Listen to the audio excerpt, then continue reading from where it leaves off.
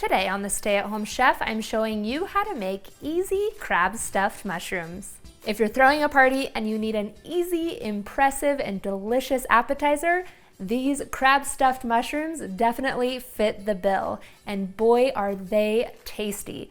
To start, you'll need to preheat your oven to 375 degrees Fahrenheit and lightly grease a 9x13 pan. You'll need about 24 large mushrooms like this, and you want to take a damp paper towel and just wipe off any dirt or debris that's on your mushrooms. Then you're just going to gently twist out the stem.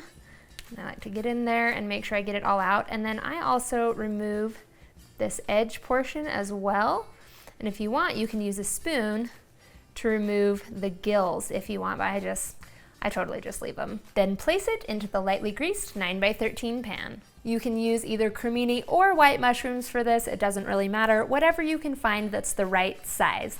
Set those aside for a second and we're gonna make our filling. First, you'll need 12 ounces of lump crab meat. And yes, you can always use imitation crab if you're on a budget.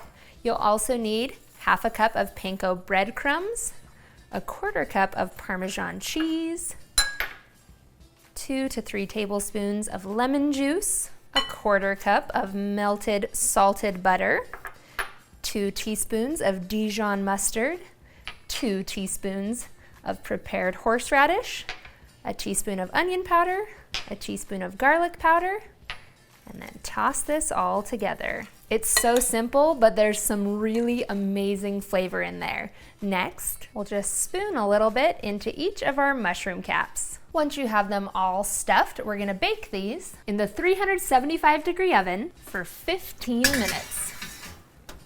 Or until the mushrooms are tender. These are best served up hot and you are ready to eat. I like to serve mine up garnished with a little bit of freshly chopped parsley for color.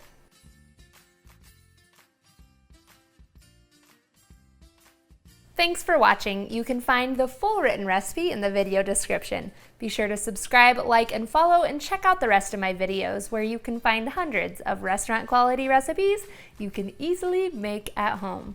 See you later.